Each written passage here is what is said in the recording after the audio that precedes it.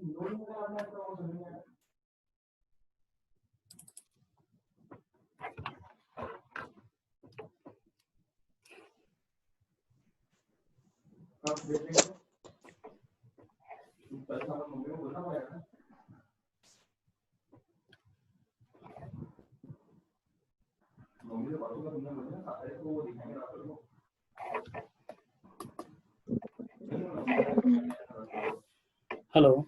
दिख रहा है स्क्रीन बेटा? Yes sir. हाँ, तो अगर नॉन सपोज ये एल्यूमिनियम है, एल्यूमिनियम एक नॉन फेरस मटेरियल है और वो डक्टाइल भी है, ठीक है? Yes sir. डक्टाइल भी है। सपोज तो एग्जांपल ले लिया मैंने एल्यूमिनियम का, ठीक है? एल्यूमिनियम का एग्जांपल ले लिया मैंने। तो इसका कर्व ऐसे बनता है कि इलास्टिक जोन भी है, दिख रहा है इलास्टिक है कि नहीं? ये इलास्टिक है प्लास्टिक है? दोनों ही। कर्व से क्या पता चल रहा है, इलास्टिक प्लास्टिक है? दोनों है। इलास्टिक है। सिर्फ इलास्टिक है? इलास्टिक है। सिर्फ इलास्टिक है जो बोल रहा दोनों है सर। नहीं सर, दोनों है। तो इसको बोलते हैं इलास्टोप्लास्टिक मटेरियल। जो माइल्ड स्टील उन्होंने बनाया था इससे पहले वो भी इलास्टोप्लास्टिक मटेरियल है। यस। इलास्टिसिटी भी है, प्लास्टिसिटी भी है। इलास्टिसिटी कैसे है? बस इलास्टिसिटी तो बस यहाँ तक है, इसकी लेंथ है। ये सपोज ये मैंने ये बार था और इसकी लेंथ बढ़ाता जा रहा हूँ या स्ट्रेन बढ़ाता जा रहा हूँ, तो यहाँ तक तो इलास्टिसिटी है। इसके बाद भी फ्रैक्चर नहीं हुआ है अभी, अभी आगे जा रहा है, इसका स्ट्रेन मिलता जा रहा है, तो ये प्लास्टिक जोन में जा रहा है ना? प्लास्टिक जोन में जा रहा है ये। Yes sir. लेकिन इसमें एक प्रॉब्लम है, जैसे कि माइल्ड स्टील का कर्व देखा था, उसमें अप एंड डाउन था, बीच में ऐसे गया ऊपर और फिर नीचे था, फिर ऐसे गया है, ठीक है? हाँ सर। अप एंड डाउन देख के पता चल रहा है कि इल्ड पॉइंट कहाँ पर है, ठीक है? आइडेंटिफाई हो रहा है। लेकिन इसका कैसे आइडेंटिफाई होगा?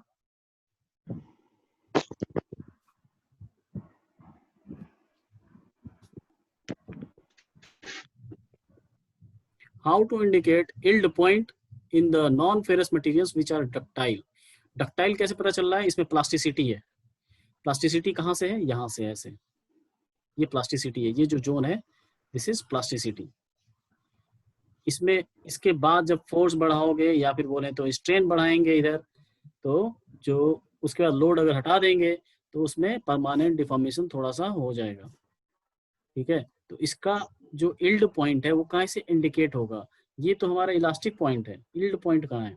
कहाँ से यील्डिंग स्टार्ट हो रही है? ये प्लास्टिक जोन यहाँ से नहीं बोल सकते यहाँ से पूरा स्टार्ट हो रहा है, कहीं बीच में होगा, कहीं जहाँ से प्लास्टिक जोन स्टार्ट होगा। यहाँ से हो सकता है इलास्टिसिटी हो, अभी यहाँ तक तो प्रोपोर्शनैलिटी लिमिट है, लेकिन इलास्टिक लिमिट आगे हो सकती है ना, जैसे माइल्ड स्टील में थी। Hello, yes sir. Yes sir. समझ में आ रही है? यील्ड पॉइंट कहाँ? यील्ड पॉइंट से पहले क्या था? इलास्टिसिटी थी उसके अंदर, यस सर। बस नॉन लीनियर था, वो सिर्फ नॉन लीनियर था। पीछे चलेंगे एक बार, ये दिख रहा है आपको? यहाँ से ए से बी, ए से बी क्या है? इलास्टिसिटी है, बट नॉन लीनियर है। हुक्स अप्लाई नहीं कर सकते इसमें, लेकिन इलास्टिसिटी है। अगर यहाँ से लोड में हटा लूँ तो ये वापस फिर से आ जाएगा पूरा शेप और साइज। बट इसके बाद यील्डिंग स्टार्ट हो रही है, इसके बाद प्लास्टिक जोन स्टार्ट हो रहा है। तो वही यील्डिंग पॉइंट कहाँ है इसमें, वो बताना है। How to indicate yield point, तो उसका मेथड है, उसका मेथड ये है। आपको ये दिख रहा है, ये क्या है? Yes sir. Fracture point sir. Fracture point है सर। क्या फ्रैक्चर पॉइंट है सर? फ्रैक्चर पॉइंट तो बेटा ये है, इसके घर से शोर आ रहा है बहुत।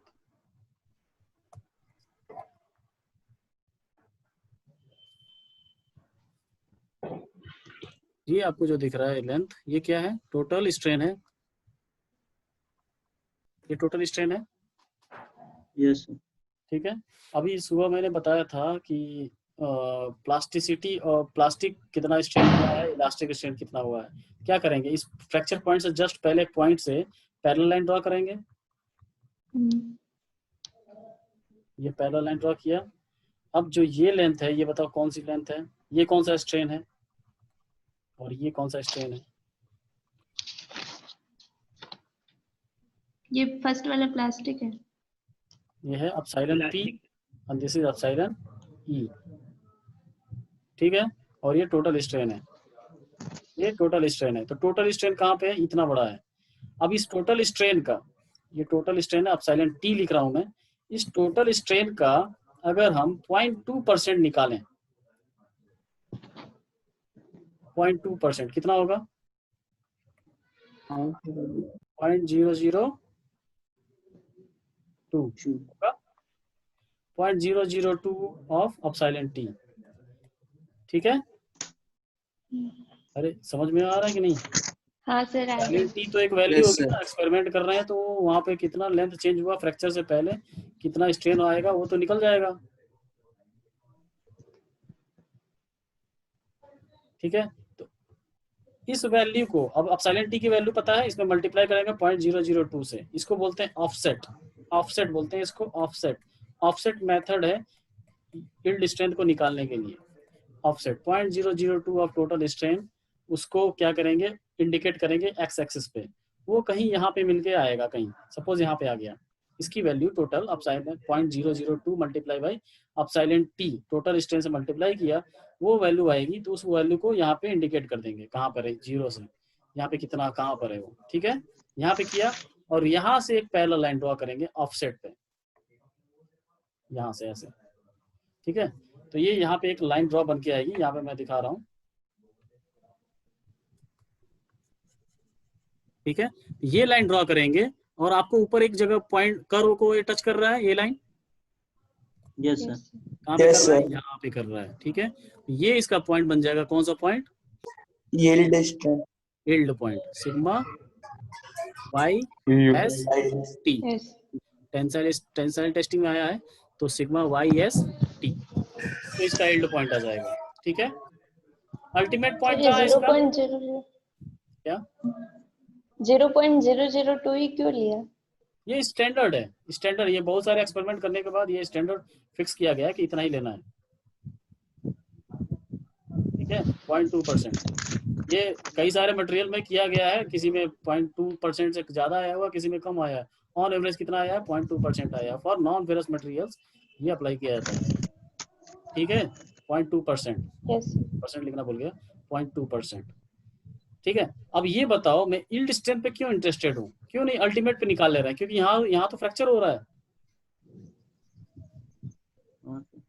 ये तो Yes, sir. सिग्मा यूएसटी है, इस पे निकाल लेते। ये इस पे हम लोग इस पे क्यों नहीं फोकस किए? यील्ड स्ट्रेंथ क्यों निकाल चेक कर रहे हैं? क्योंकि ये डक्टाइल मटेरियल, अभी मैंने बताया था अभी कि डक्टाइल मटेरियल के लिए यील्ड स्ट्रेंथ और ब्रिटल मटेरियल के लिए अल्टीमेट स्ट्रेंथ निकाल, Ultimate strength. क्योंकि डक्टाइल मटेरियल यील्ड स्ट्रेंथ पे ही फेल हो जाता है, ठीक है। तो जहाँ पे जो भी मटेरियल जहाँ पे कमजोर है, जिस जिस वैल्यू पे कमजोर है, उसी को उसका स्ट्रेंथ मान के उसकी डिजाइन की जाती है, ठीक है। और अल्टीमेट स्ट्रेंथ किस में चेक करेंगे? मटेरियल पे, जिसमें ये कर्व नहीं आएगा, प्लास्टिसिटी नहीं आएगी, ऐसा कर्वेचर नहीं बनेगा, तो उसमें यील्ड निकालने की जरूरत नहीं है। सिर्फ मैक्सिमम पॉइंट जो है अल्टीमेट स्ट्रेंथ, वही उसका स्ट्रेंथ हो जाएगा, ओरिजिनल स्ट्रेंथ हो जाएगा। तो ब्रिटल मटेरियल की जब भी बात करेंगे, अगर बहुत मतलब इसमें इलास्टिसिटी नेग्लेजिबल है, तो ब्रिटल मटेरियल में इलास्टिसिटी कह रहा हूँ मैं, प्लास्टिसिटी नेग्लेजिबल है, तो सिर्फ क्या निकालेंगे? अल्टीमेट स्ट्रेंथ यूएसटी, और डक्टाइल है तो sigma Y S T. Yield. Yes, sir. ये याद रहेगा, Yes, sir. ठीक है। तो ये हो गया। तो इसको बोलते हैं 0.002 offset method to indicate yield point in non ferrous material which are ductile, ठीक है। समझ में आ रहा है? Yes, sir. Determine yield strength of the aluminium 6061। तो सपोज मैं, ये आप लोग घर पे करोगे, मान लीजिए एल्यूमिनियम का एक ग्राफ बनाया मैंने, और ऐसे यहाँ पे जाके फ्रैक्चर हो गया, और इसका जो टोटल स्ट्रेन है 0.17 है, और जो ये मैक्सिमम अल्टीमेट स्ट्रेंथ आया है, सपोज ये 300 है, 300 मेगा पास्कल, ठीक है, 300 मेगा पास्कल है, ठीक है। अब इस पूरे लेंथ को आप 0 से स्टार्ट करोगे, ये आपको ग्राफ पे या फिर कॉपी पे स्केल के साथ बनाना है, ठीक है। हेलो, समझ में आ रहा है? यस ठीक है? सर, Yes, एक बार sir. वापस बताना सर। बताना। और इसका एक सेकेंड, ये जो स्लोप है, ये जो स्लोप है, ये जो स्लोप है, आप एल्यूमिनियम का यंग्स मॉडुलस देखना कितना होता है। अभी कोई नेट चला रहा है, चेक करो यंग्स मॉडुलस ऑफ एल्यूमिनियम।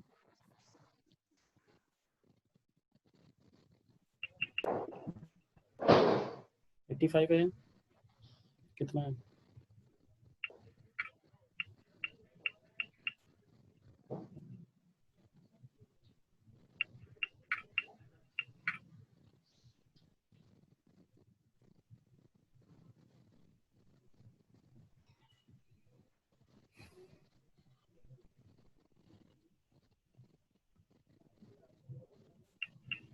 अरे क्या सर्च कर सर रहे हो? 69 है सर। सर टेंसाइल की बात करें तो सर यंग्स मॉडुलस की पूछ रहा हूँ मैं, टेंसाइल की 69, 70, यस चलिए सर। 70 लेते हैं हम लोग, 70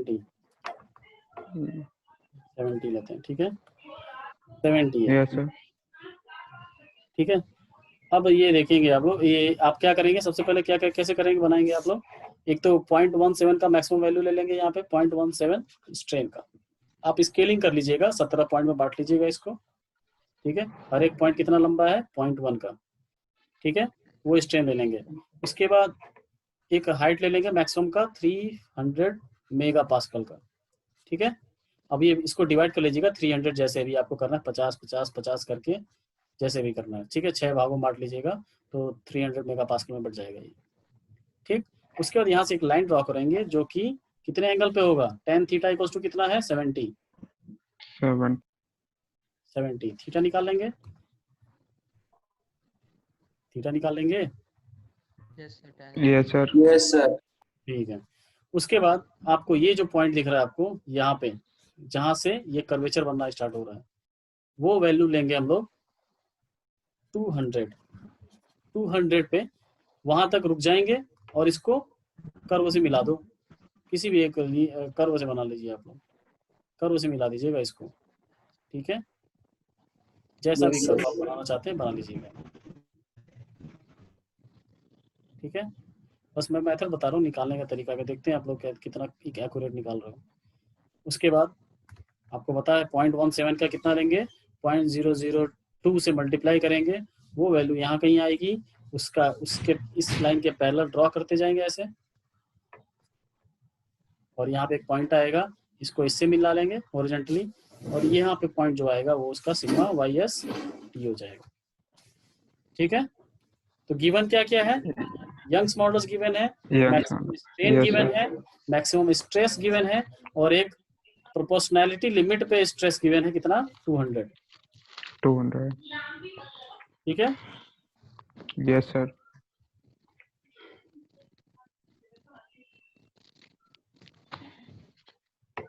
चलिए नेक्स्ट, इंजीनियरिंग मटेरियल्स, ये हम लोग कर चुके थे कल, देख चुके थे ना ये, यस सर। मैकेनिकल वाली बाकी है। Ductility, toughness, hardness, strength, weight ratio, सब देख लिए थे। अभी हम लोगों ने टफनेस भी देख लिया, टफनेस क्या होता है। डक्टिलिटी ये बताओ Sumit, yes sir. Ductility plastic, जो मटेरियल प्लास्टिक ज्यादा है उसकी डक्टिलिटी ज्यादा होगी, या फिर जो इलास्टिक है उसकी डक्टिलिटी ज्यादा होगी? सर जो इलास्टिक मटेरियल उसको देखिए। वाह, सब बेकार हो गया। What is ductility, what is ductility, जब ये नहीं पता तो कैसे जवाब दे दिए। What do you mean by ductility?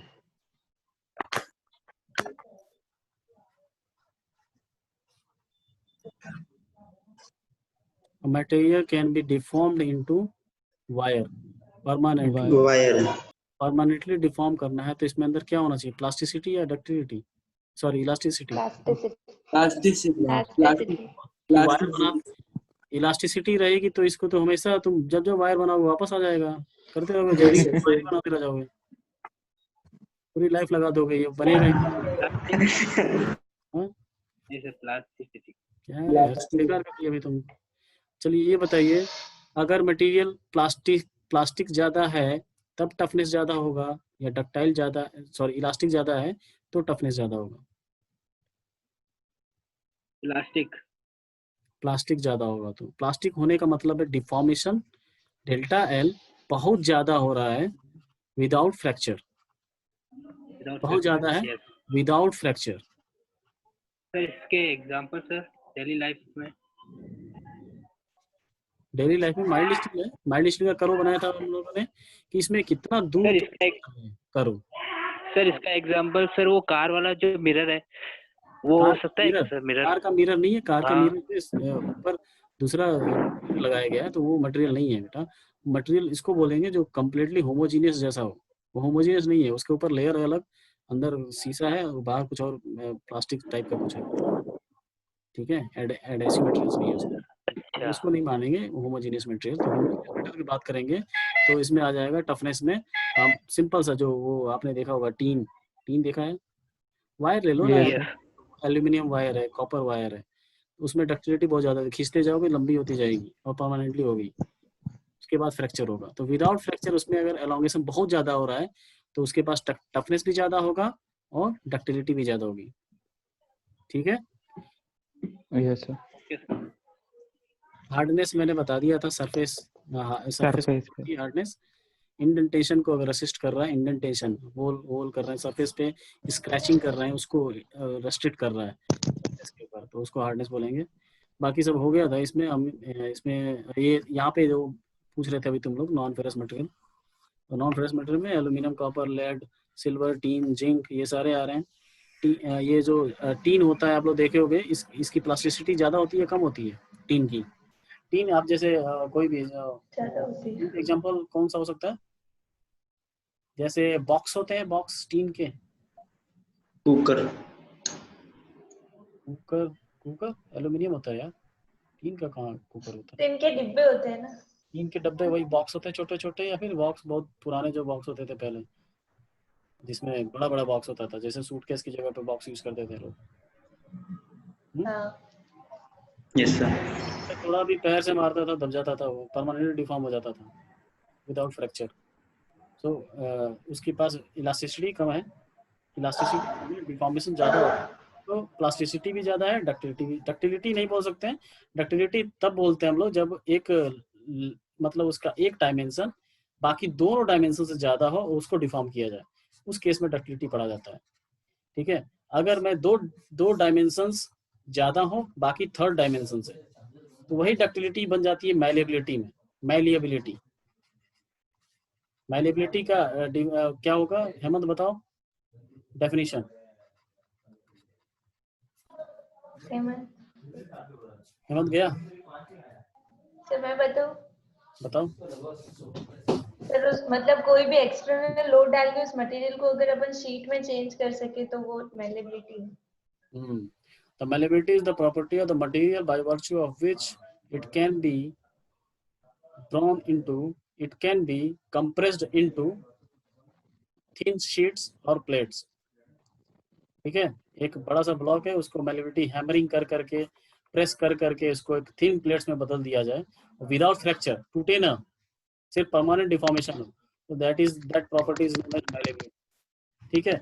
अब ये फेरस में कुछ पूछ रहे थे, wrought iron, carbon, alloy steel and cast irons, these are the example of ferrous materials. बाकी ये सब अभी हम लोग नहीं पढ़ेंगे, नॉन मेटल्स है इसलिए नहीं पढ़ना है इसको। मैकेनिकल प्रॉपर्टीज कल देख लिया था, स्ट्रेंथ कई बार देख चुके हैं हम लोग, maximum stress generated inside the material without any fracture और failure, that is known as the strength of the material, that's it. And tensile strength, अभी टेंसाइल टेस्टिंग में कर रहे थे हम लोग, जो भी स्ट्रेंथ था उसमें यील्ड स्ट्रेंथ, उसको टेंसाइल यील्ड स्ट्रेंथ बोलेंगे, अल्टीमेट स्ट्रेंथ है तो अल्टीमेट टेंसाइल स्ट्रेंथ बोलेंगे, ठीक है। शियर स्ट्रेंथ, ये कंप्रेसिव स्ट्रेंथ, सब कुछ यूटीएम यूनिवर्सल टेस्टिंग मशीन पे होता है। कंप्रेस करके दूसरा स्ट्रेस स्ट्रेन कर्व बनेगा जो कि थर्ड क्वाड्रेंट में बनेगा, शियर स्ट्रेंथ, शियरिंग अप्लाई करते हैं। आपने कल बताया भी था मैंने, इसको खींचेंगे अगर, हमारा मटेरियल कौन सा है, ये है, ठीक है, और फोर्स ऐसे लग रहा है इधर, रिवेट। हाँ रिवेट, तो ये यहाँ से कट जाएगा, ठीक है, कटेगा, अगर फ्रैक्चर होगा तो यहाँ से कटेगा। स्ट्रेस जनरेट भी कहाँ होगी, जहाँ पे इसका फ्रैक्चर होने वाला है, स्ट्रेस वहीं पे चेक किया जाएगा, यहाँ पे स्ट्रेस कितना आएगा, सॉरी यहाँ पे शियर स्ट्रेंथ है तो टाउ से दिखाएंगे, ठीक है। तो इस तरह की इसके फ्रैक्चर होगा, फ्रैक्चर होने वाला होगा तो इस तरह से होगा फ्रैक्चर। टेंसाइल में ऐसा होगा, टेंसाइल में टूट जाएगा, कंप्रेसिव में बर्स्ट हो जाएगा। बर्स्ट मतलब एक तरह से बोले तो क्रॉस सेक्शन एरिया का बढ़ जाना, बढ़ रहा है ना, क्रॉस सेक्शन एरिया बढ़ जा रहा है।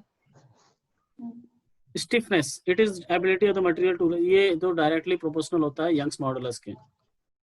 It is the ability of the material to resist deformation और डिफ्लेक्शन अंडर लोड।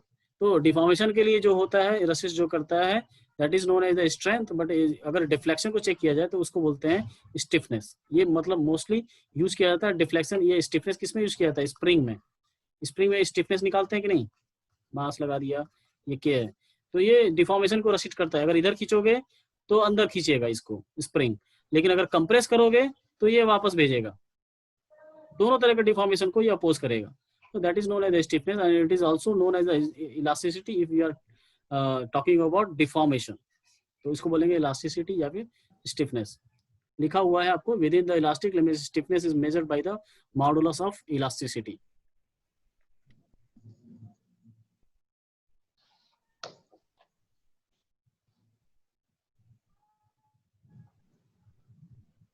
अब ये दोनों डायग्राम में, ये दो डायग्राम दिख रहा है, यस सर। Yes sir. कौन ज्यादा इलास्टिक है, या फिर छोड़िए, कौन ज्यादा डक्टाइल है? सेकंड वाला। सेकंड वाला। नीचे वाला। सेकंड वाला, ठीक है, सेम फोर्स अप्लाई कर रहे हैं, एलोंगेशन किस में ज्यादा हो रहा है, सेकंड वाले में।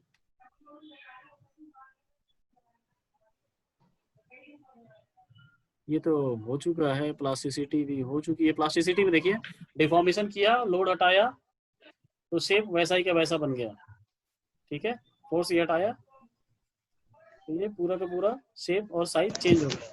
इसमें चेंज नहीं हुआ है, वापस आ गया रियल, ये real elasticity. ability of the material to deform under the load and retain its new shape and size when the load is removed is called plasticity, ठीक है। अगर वो ओरिजिनल शेप को फिर से रिटर्न कर लेता है तो that is known as elasticity. अब ये एक्सट्रीम पॉइंट हो रहा है, मतलब एकदम मोस्ट जो एक्सट्रीम पॉइंट्स होते हैं, मतलब प्लास्टिक है तो एकदम प्योर प्लास्टिक की बात हो रही है, इलास्टिक है तो प्योर इलास्टिक की बात हो रही है। Next is ductility. It is the ability of the material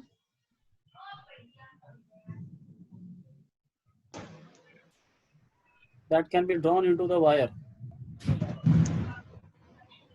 Hello, सुनाई दे रहा है कि नहीं? Yes sir. Yes sir. Yes sir, सुनाई दे रहा ना। एक सेकेंड, आप लोग पढ़िए जरा इसको, डक्टिलिटी का डेफिनेशन जो मैंने बताया था उससे कोरिलेट कर रहे हैं। वायर वायर कहीं नहीं लिखा है, इसमें लिखा है क्या कहीं? नो सर, वो और जो मैंने बताया था वायर में कन्वर्ट कर सकते हैं उसको भी डक्टिलिटी बोलते हैं। तो दोनों कोरिलेट हो रहा है क्या? कोरिलेट हो रहा है या नहीं? हो रहा है ना सर। और कोई बताए भाई, हो रहा है कि नहीं हो रहा है?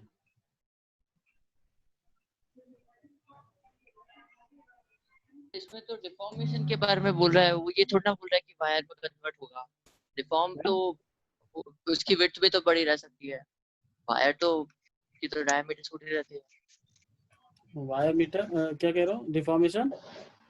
सर इसमें तो डिफॉर्म बोल रहा है, वो बोल रहा है कि डिफॉर्म हो जाता है प्लास्टिकली विदाउट रप्चर, लेकिन अपन तो डक्टिलिटी तो वो होती है ना जिसमें वो वायर में कन्वर्ट होता है। डिफॉर्मेशन तो दूसरी चीजों का भी हो जाता है जो नॉन डक्टाइल मटेरियल होता है। सुनो, जो वायर में कन्वर्ट करते हैं कौन सा फोर्स लगाते हैं उस पे, टेंसाइल या कंप्रेसिव?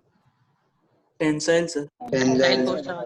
टेंसाइल लगा। डिफॉर्मेशन अगर टेंसाइल में कन्वर्ट, कोई भी चीज होगा उसको वायर में कन्वर्ट करेगा, टेंसाइल में लोड अप्लाई करेंगे तो। अगर वो डक्टाइल मटेरियल है, डक्टिलिटी उसकी ज्यादा है, तो चाहे कितना भी बड़ा ब्लॉक हो, अगर मैं इसको टेंसाइल लोडिंग अप्लाई करूंगा तो ये वायर में कन्वर्ट होगा। अच्छा ठीक है, तो वायर में कन्वर्ट होने का मतलब Yes. क्या है कि बहुत Ductility. जो इसका ये वाला डायमेंशन है, जिस दर की तरफ लोड लग रहा है, वो डायमेंशन बाकी डायमेंशन से इतनी बड़ी हो जाए कि वो वायर जैसा दिखने लगे। ठीक है, Yes, sir. Without any Yes, fracture, ये याद रखना है, without rupture under the tensile load. तो ये जनरल वायरिंग जो वायर में कन्वर्ट करना है वो एग्जांपल है। तो जनरल डेफिनेशन ये है, टेंसाइल लोड अप्लाई करेंगे और उसका जो शेप और साइज परमानेंटली डिफॉर्म कर देंगे without any rupture, then it will shows the ductility property। चलिए नेक्स्ट।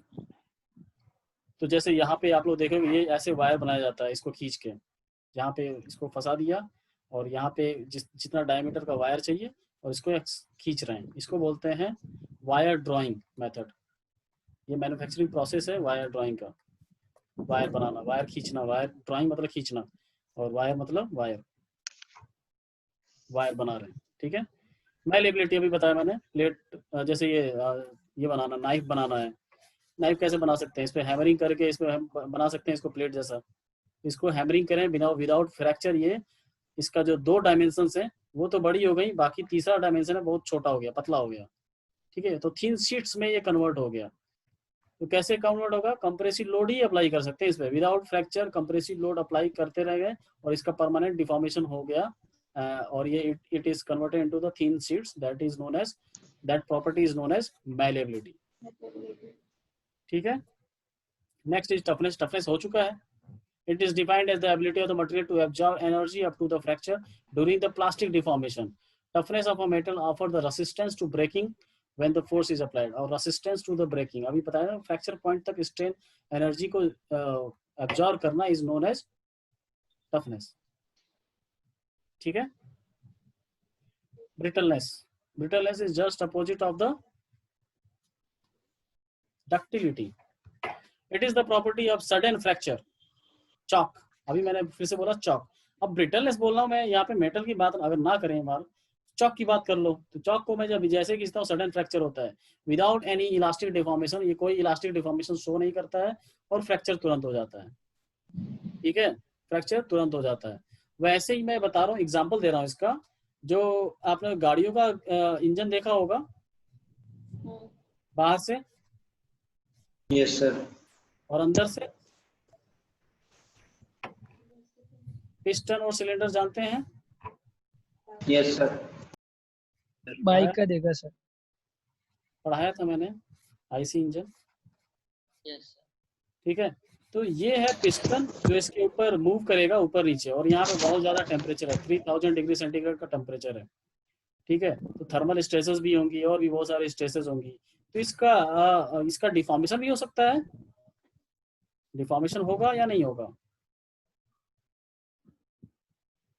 अच्छा, ये मटेरियल इसके ऊपर एक रिंग लगाई जाती है पिस्टन के ऊपर, साइड में ये पिस्टन है, इसके ऊपर रिंग चढ़ाई जाती है, इसके ऊपर ग्रूव्स बना दिए जाते हैं, इसके ऊपर रिंग बनाई जाती है। रिंग मतलब समझ लो चूड़ी पहनाई जाती है इस पिस्टन में। पिस्टन क्या होता है, सिलिंड्रिकल ही होता है। तो इसके जो नीचे एकदम जस्ट थोड़ा सा नीचे एक रिंग बनाया जाता है। तो इस रिंग को ब्रिटल मटेरियल से बनाया जाता है, ताकि सडनली फ्रैक्चर हो जाए उसका, परमानेंट डिफॉर्मेशन ना हो। परमानेंट डिफॉर्मेशन होगा तो क्या होगा, ये एलोंगेट हो जाएगा और इस जगह को ये क्या करेगा, ऑक्यूपाई कर लेगा, और ऑक्यूपाई करेगा तो ये इंजन ऊपर नीचे नहीं हो पाएगी। तो नीचे ऊपर नहीं होगी तो ये रिंग की वजह से सिलेंडर में बहुत सारी स्क्रैचेज आ जाएंगी और ये सिलेंडर भी खराब हो सकता है। तो ऐसा बनाया जाता है ब्रिटल मटेरियल का, ताकि ये टूट जाए और नीचे गिर जाए। यहाँ पे गैप होता है। याद होगा जब आईसी इंजन पढ़े थे तो एक पढ़े थे हम लोग क्लियरेंस वॉल्यूम। तो यहाँ पे ऊपर एक क्लियरेंस वॉल्यूम है, जिस ड्रॉ कर रहा है ऊपर,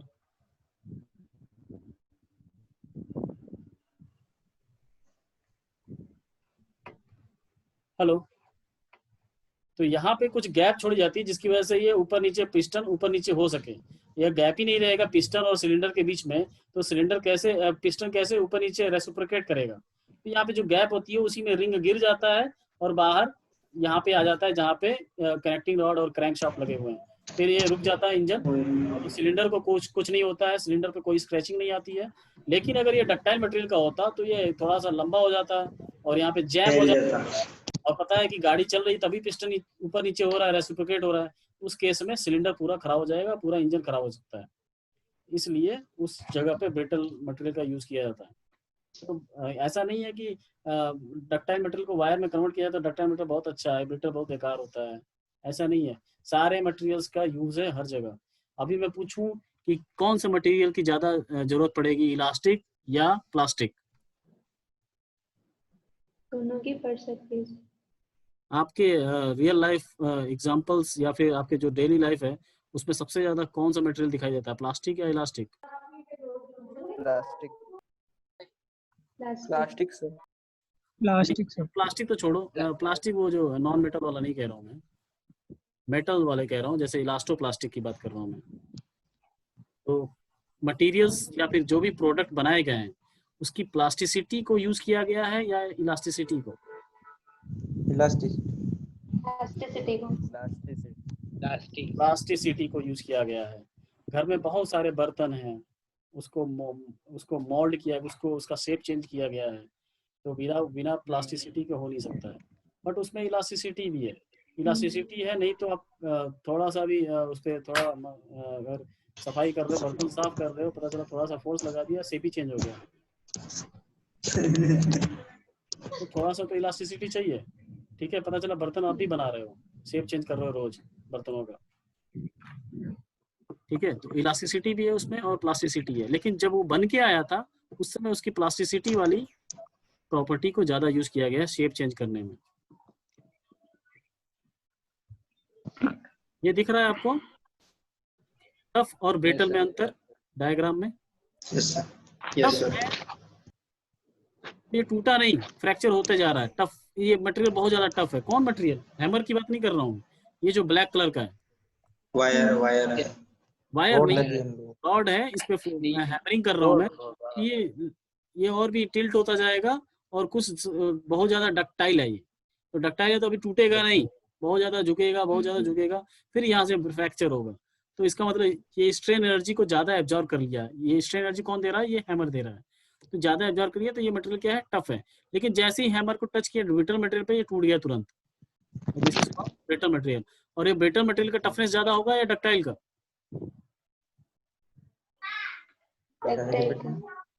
डक्टाइल का, ठीक है। Toughness of brittle is greater than ductile, सही है? सही है? Yes sir. डक्टाइल की तरफ बढ़ा। लेस देन आएगा ना सर, लेस देन। हाँ, सो जाओ। ये आएगा, ये सही है, ये सही है सर।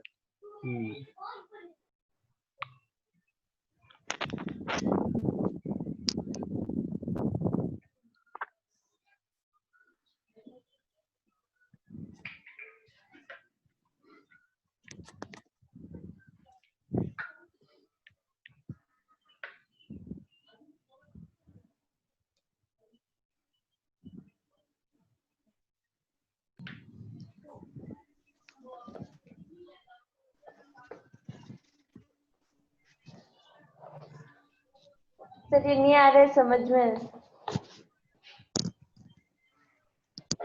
कौन सा? ये ब्रिटल ये कम है, मतलब टफनेस जो है ना वो डक्टाइल की ज्यादा है, कैसे हुई? टफनेस की तो ज्यादा होगी ना, मतलब इसमें अपन इसको मोड़ जितना अपन एनर्जी ज्यादा होगी ना, एनर्जी ज्यादा गेन करेगा ये। तो वो डक्टाइल है तो वो तो टूट ही जाएगा ना, plastically deform without fracture. Krishna, ductile कहाँ टूट जाता है? टूट गया तो नहीं वायर टूटेगा। बनेगा।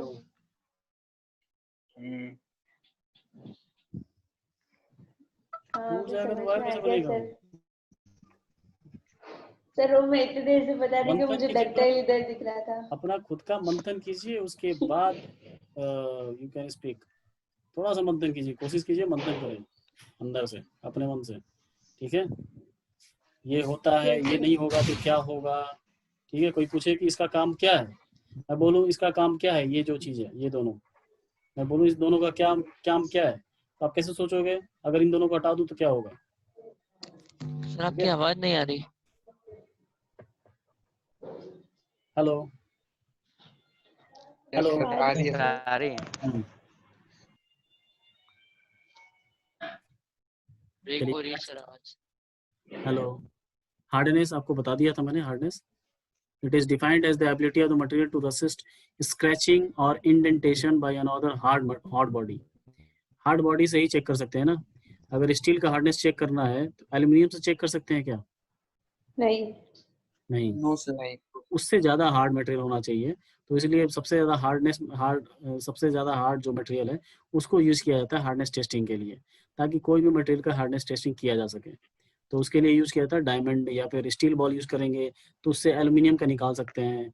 अगर डायमंड यूज़ कर रहे हैं तो कोई भी मटेरियल का हार्डनेस निकाल सकते हैं।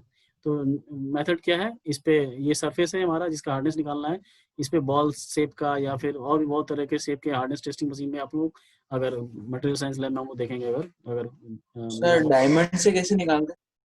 डायमंड वो जो टिप होता है ना, इसमें डायमंड का छोटा सा पार्ट लगा दिया जाता है और इसके ऊपर इंडेंट किया जाता है सरफेस के ऊपर, और जितना ये गहरा अगर यहाँ पे इंप्रेशन दे देता है और ज़्यादा देगा, ये बताओ अब ये दो मटेरियल में बनाता हूँ अगर ऐसा, और इंडेंटेशन कर रहे हैं हम लोग बॉल से, और इस पे ऐसा इंडेंटेशन हुआ और एक पे ऐसा हुआ, कौन ज़्यादा हार्ड है, पहला या दूसरा? सेकंड वाला। सेकंड वाला। हार्ड होगा। सेकंड वाला हार्ड है। सेकंड वाला और लेकिन जो इंडेंटर है, ये इसको बोलेंगे इंडेंटर, तो डायमंड इंडेंटर भी यूज हो सकता है, स्टील बॉल भी यूज हो सकता है, तो उससे हार्डनेस निकलेगी सरफेस की।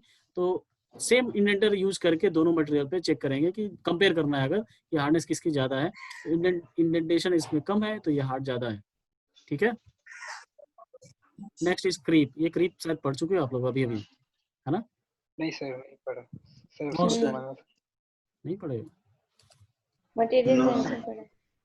बट टाइम नहीं है हम लोग बस। तो क्रीप वैसे इंपॉर्टेंट भी नहीं है अभी स्ट्रेंथ ऑफ मटेरियल में।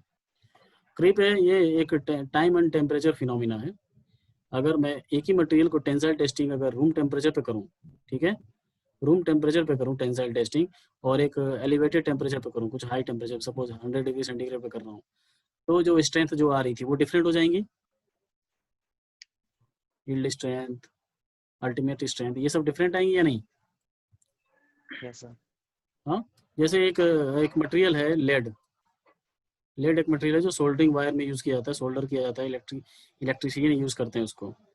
ठीक है, Yes, sir. अगर मैं एक वेट लटका दूं, ठीक है, ये वेट लटका दूं रूम टेम्परेचर पे, ठीक है, रूम टेम्परेचर पे लटका दूं मैं, Yes. ये लोड कौन सा है? स्टैटिक लोड है। लोड चेंज नहीं कर रहा हूं मैं, लोड चेंज नहीं कर रहा हूं, लेकिन इसका धीरे धीरे फ्रैक्चर हो जाएगा, धीरे धीरे बढ़ेगी और फाइनली इसका फ्रैक्चर हो Yes, जाएगा। sir. फ्रैक्चर हो जाएगा। जो इसका जो रूम टेम्परेचर है ना, इसके लिए क्रीप फिनोमिना अप्लाई करने के लिए सफिशिएंट है। तो क्रीप फिनोमिना तब होता है जब ये टेम्परेचर, एनवायरनमेंट का temperature is greater than 0.3 times of melting point of the metals.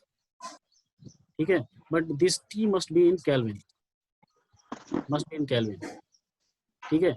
अगर सपोज स्टील का मेल्टिंग पॉइंट होता है 1539 डिग्री, स्टील का नहीं, प्योर आयरन का 1539 डिग्री सेंटीग्रेड आयरन का, ठीक है। अगर इसको केल्विन में जो भी चेंज कर लेंगे, T प्लस 273 TM प्लस 273 कर लेंगे ना, ये किसमें convert करेंगे? केल्विन में।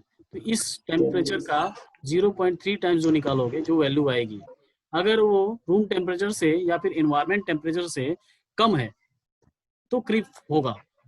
क्रीप होने का मतलब क्या है?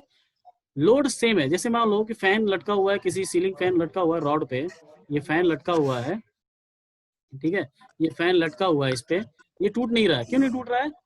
क्योंकि जो रॉड है इसका वो टेम्परेचर नहीं पहुंचा है, ये वाला यहाँ तक नहीं पहुंचा एनवायरनमेंट का टेम्परेचर, ठीक है। अगर वहां तक पहुंच जाए तो ये अपने आप धीरे धीरे इसी लोड पे, इसी कांस्टेंट लोड पे ही टूट जाएगा। ये कांस्टेंट लोड है कि नहीं? स्टैटिक लोड है, इसका डायरेक्शन भी Yes, sir. और इसका मैग्नीट्यूड भी कांस्टेंट है, तो इसको बोलते हैं स्टैटिक लोड। तो इस स्टैटिक लोड की वजह से ही टूट सकता है, ये स्टैटिक लोड की वजह से ही टूट जाएगा अगर टेम्परेचर हमने वहां पे बढ़ा दिया कितना, 0.3 टाइम्स ऑफ मेल्टिंग पॉइंट, ठीक है। This is known as creep phenomena. तो ये ग्राफ इतना देखने की जरूरत नहीं है अभी, बस इतना समझ जाइए आप लोग, क्रीप फिनोमिना तब होगा जब temperature rise, temperature elevated temperature होगा और टाइम के हिसाब से उसका डिफॉर्मेशन होगा। धीरे धीरे टाइम बढ़ेगी, टाइम ये बढ़ रहा है और इसका डिफॉर्मेशन स्टार्ट हो रहा है और फाइनली बहुत तेज फास्ट डिफॉर्मेशन होगा और फाइनली फ्रैक्चर हो जाएगा। 3 जोन मिलता है, प्राइमरी, सेकेंडरी